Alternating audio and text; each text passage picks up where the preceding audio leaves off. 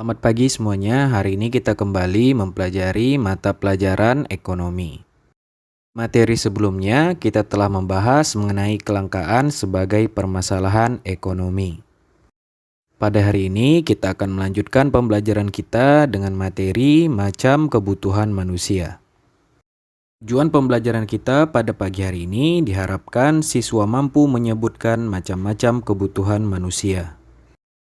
Anak Bapak, sebelum melanjutkan video ini, terlebih dahulu, alangkah baiknya kalian membaca buku kalian.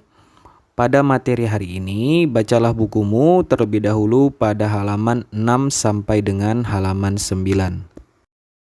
Setelah membaca buku kalian, kalian pasti mampu menjawab pertanyaan ini. Apa yang dimaksud dengan kebutuhan?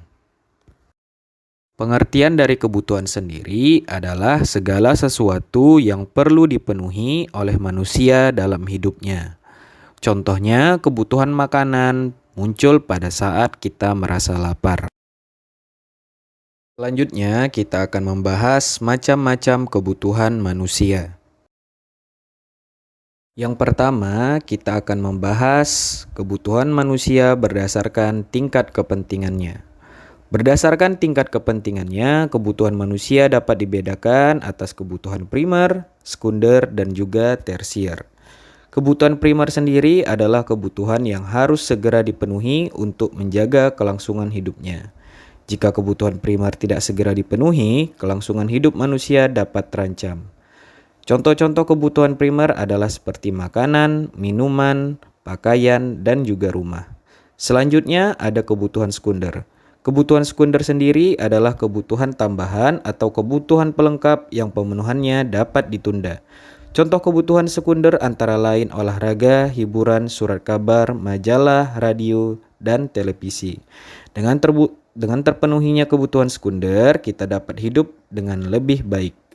Selanjutnya, ada kebutuhan tersier. Kebutuhan tersier adalah kebutuhan yang muncul setelah kebutuhan primer dan sekunder terpenuhi. Kebutuhan tersier sendiri dapat digolongkan sebagai kebutuhan akan benda-benda atau jasa yang tergolong mewah. Misalnya mobil mewah dan perhiasan. Tujuan orang mengkonsumsi barang mewah adalah untuk menaikkan status sosialnya di mata masyarakat. Selanjutnya, kita akan membahas mengenai kebutuhan manusia berdasarkan waktu pemenuhannya.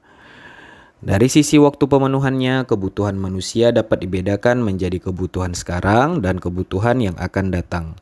Kebutuhan sekarang adalah kebutuhan yang sangat penting dan mendesak untuk segera dipenuhi. Jenis kebutuhan ini tidak dapat ditunda pemenuhannya pada masa yang akan datang. Misalnya, jika kita lapar, kita perlu segera makan. Jika kita menunda pemenuhan kebutuhan ini, kita bisa kelaparan kemudian jatuh sakit, bahkan meninggal.